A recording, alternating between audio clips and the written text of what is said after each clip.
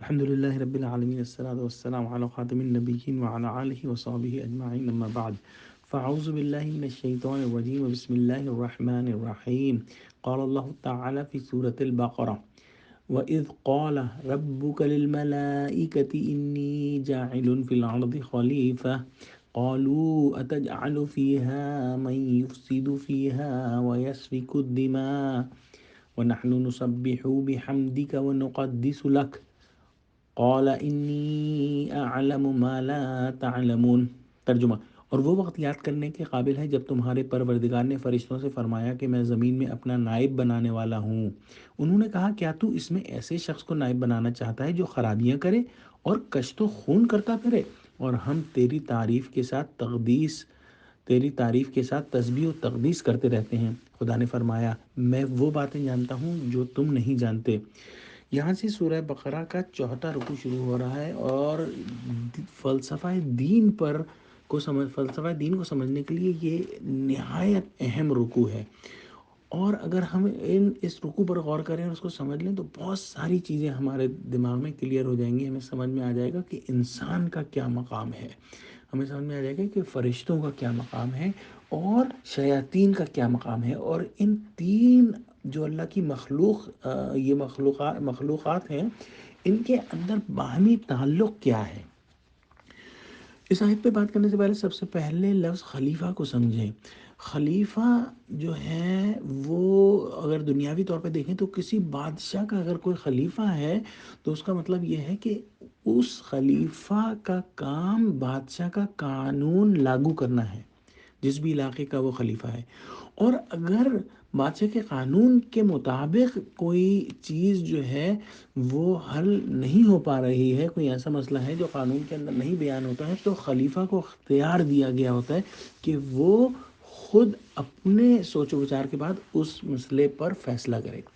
گویا اللہ کی خلافت انسان کو ملنے کا جو ہے، ہم ایسے سمجھ سکتے ہیں کہ اللہ سبحانہ و تعالیٰ نے اپنے قانون پیارے نبی صلی اللہ علیہ وسلم کو قرآن اور حدیث کی صورت میں جو ہے وہ عطا فرمایا، جو ہم تک پہنچا ہے۔ تو ہمیں زندگی اس طرح سے گزارنی ہے کہ ہم ان قوانین کے تحت اپنی زندگی گزاریں، جبکہ کوئی ایسا مسئلہ ہو، کوئی ایسی چوائس ہمارے پاس ہو جس کے اندر جو ہے وہ قرآن اور حدیث جو ہے اس سے ہم کو جو ہے ڈائریکٹ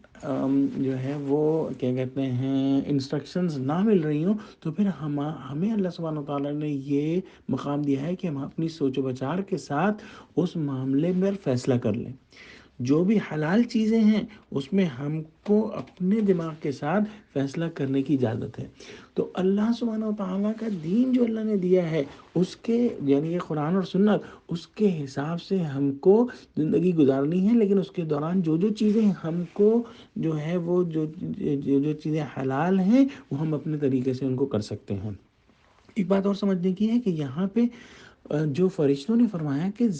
دنیا کے اندر جو انسان خلیفہ بنے گا تو وہ تو خرابیاں کرے گا اور وہ تو خون بہائے گا، اور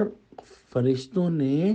جنات کو دیکھا تھا، کیونکہ جنات انسانوں سے 2000 سال پہلے پیدا کیے گئے تھے، تو انہوں نے دیکھا تھا کہ جنات کس طرح سے دنیا کے اندر خرابیاں پیدا کرتے تھے اور فساد مچاتے تھے، تو اس سے ان کو اندازہ ہو گیا ہوگا، واللہ عالم۔ اور دوسری بات انہوں نے یہ کسی ایک سوال کیا اللہ سبحانہ و تعالیٰ سے کہ اس کو جو انسان ہے اس کو